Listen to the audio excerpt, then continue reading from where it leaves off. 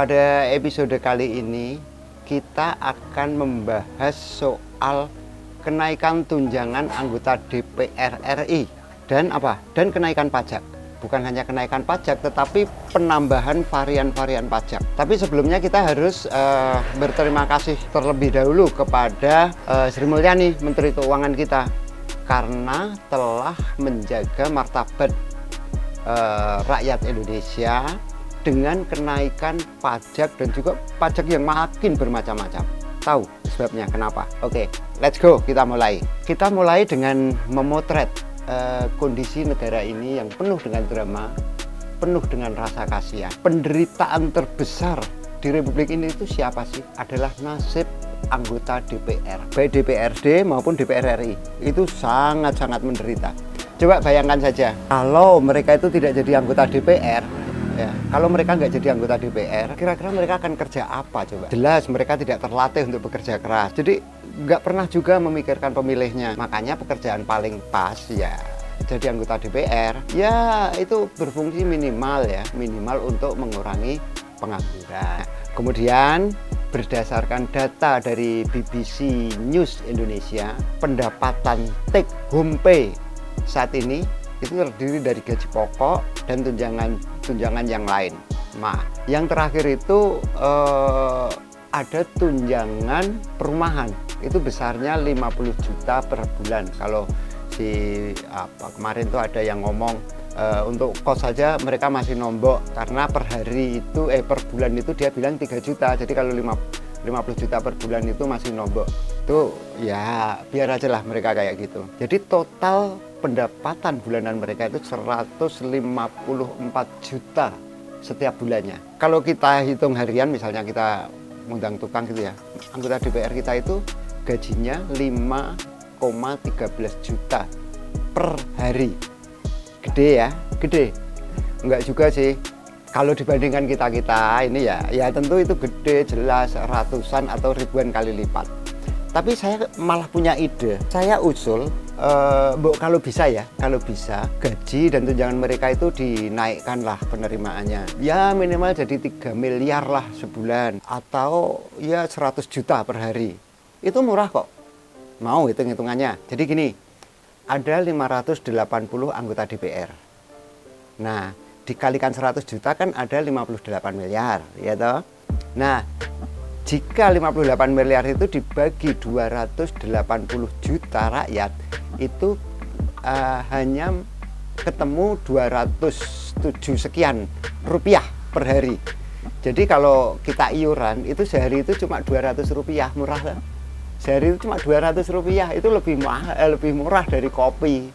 Jelas itu. Nah, tapi pertanyaan berikutnya adalah mengapa harus naik? Ya jelas, karena DPR itu mewakili rakyat, mewakili kita semua. Kurang enak apa sih kita ini, coba bayangkan ya, ketika kita mau ketemu dengan menteri sudah ada yang mewakili, kita mau ketemu presiden ada yang mewakili, ya toh? Mau males-malesan bolos kerja ada yang mewakili dengan tidur siang di ruang kerja. Apalagi mau berbuat dosa lewat korupsi, mereka juga siap mewakili. Kita nggak perlu ikut berdosa, kan sudah diwakili, ya toh? Jadi berat sekali kerjaan mereka itu, mewakili kita semua. Nah, tapi yang kemudian membuat saya greget, membuat saya nyesek ya, mereka ini baru dinaikkan segitu saja. Mereka udah joget-joget seneng, coba bayangkan. Kemarin waktu sidang tahunan MPR itu mereka joget-joget, baru dinaikkan segini aja sudah joget-joget saking senengnya. Itu dosa kita, itu kita nggak mau menaikkan yang tinggi. Kasihan banget kan. Nah, dari anggota DPR yang joget-joget itu yang paling menonjol adalah dua yang saya soroti. Yang pertama adalah Sadar Restuwati. Dia anggota DPR dari daerah pemilihan Jawa Timur 8, ya, yang menggunakan itu, yang mengenakan kerudung merah. Si Sadar Restuwati ini adalah istri dari Maskur Afandi.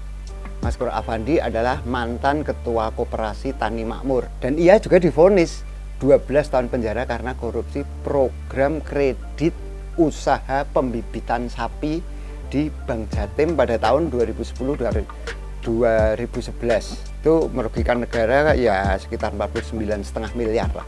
Jadi kalau sadar Suwati itu joget-joget, ya wajar karena dia cari nafkah sendirian, suaminya ada di penjara karena korupsi, maka dia joget-joget mendapat kenaikan tunjangan itu. Kemudian sosok kedua yang saya soroti yang menonjol itu dari Golkar, namanya Puput Tantriana Dewi. Puput ini adalah istri dari Hasan Aminuddin, mantan Bupati Probolinggo, yang divonis 7 tahun penjara karena jual beli jabatan kepala desa. Seru kan? Jadi istri-istri koruptor itu berjoget karena mendapat kenaikan tunjangan perumahan itu. Tapi jangan heran, Puput itu juga divonis 4 tahun penjara pada kasus yang sama. Itu pertanyaan berikutnya, lah kok bisa mereka jadi anggota DPR? Nggak apa-apa. Sekarang gini, kalau mereka nggak jadi anggota DPR, mau kerja apa coba? Siapa yang mau mempekerjakan mantan napi korupsi? Jadi paling aman ya udah jadi anggota DPR. Konsekuensi dari usulan saya untuk menaikkan tunjangan DPR itu akhirnya membuat APBN kita ketar-ketir. Bahkan saat ini aja Sri Mulyani sudah was-was, sudah sangat khawatir. Makanya Sri Mulyani, Mbak Ani, Menteri Keuangan kita itu saat ini sedang mengejar ekonomi hitam, black economic, yang akan diberlakukan pada 2026. Apa sih ekonomi hitam itu? Ekonomi hitam adalah aktivitas ekonomi yang tidak terdeteksi oleh pajak. Misalnya apa? Misalnya warung kelontong, kemudian tukang sayur keliling itu, kemudian jualan tahu bulat, ya toh. Bahkan termasuk pinjam dulu 100 ke temen. Itu karena tidak dilaporkan ke Dirjen Pajak, maka itu masuk dark economic atau ekonomi hitam. Tujuan memajaki ini buat apa? Ya jelas itu buat nambah penerimaan APBN.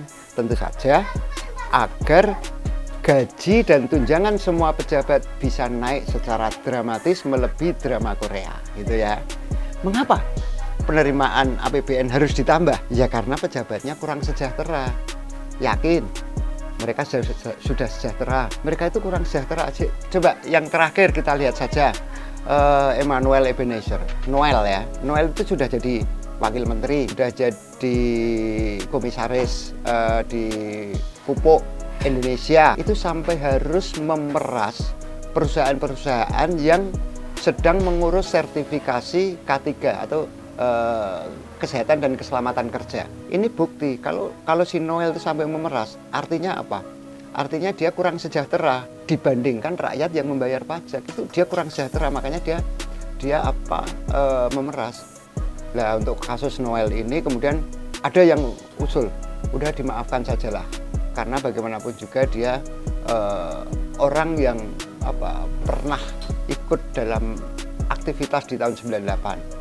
Ada juga yang mengusulkan hukuman mati, sebagaimana Noel sendiri pernah dalam sebuah podcast itu dia ngomong hukuman paling layak untuk koruptor adalah hukuman mati. Nah, kalau urusan memaafkan, mengampuni, kematian dulu udahlah, itu biar jadi urusan Gusti Allah saja. Kita nggak usah ikut-ikutan ya toh. Jadi tugas kita sebagai rakyat berikan doa yang terbaik untuk para pejabat kita. Doakan Noel agar bisa minta ampun kepada Gusti Allah secara langsung. Kita doakan segera bertemu dengan Gusti Allah. Kita doakan segera bertemu dan minta maaf secara langsung. Oke, kembali lagi ke soal pajak tadi ya. Gini, saya itu kok dari keseluruhan dinamika pajak, varian pajak yang macam-macam itu tadi, ada yang belum digarap oleh Mbak Ani, oleh Sri Mulyani.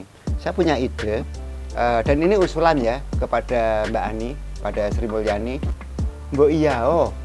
Aktivitas warga atau masyarakat kita itu kalau berpikir itu dikenai pajak ya, biar tunjangan anggota DPR kemudian pejabat-pejabat lain itu bisa optimal.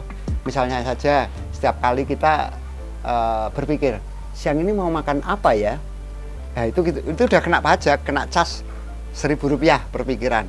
Kemudian jatuh tempo, bayar listrik, bayar cicilan, bayar apapun itu, mikir ini dapat duit dari mana ya. Lah itu kan mikir kena lagi 1.000 lagi, jadi satu pikiran Rp1.000.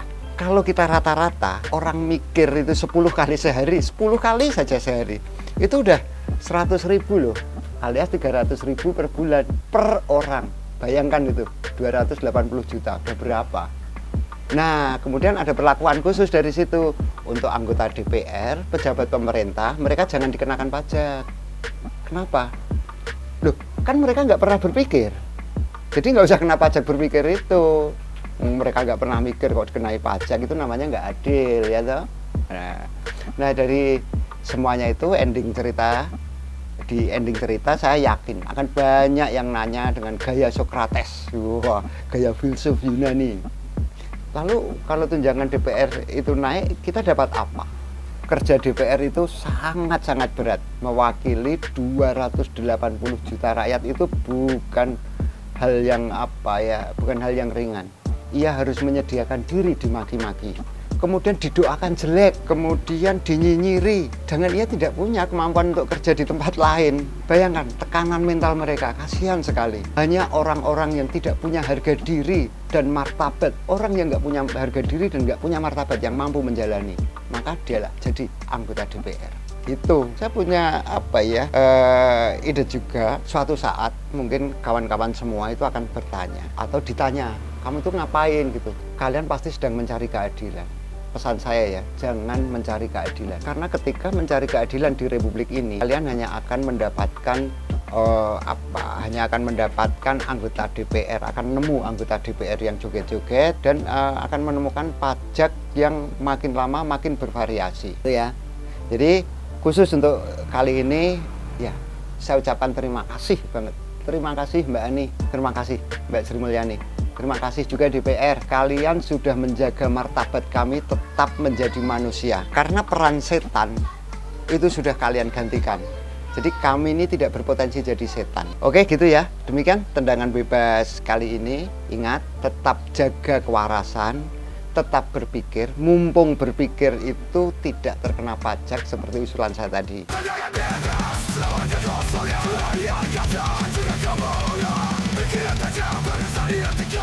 Kita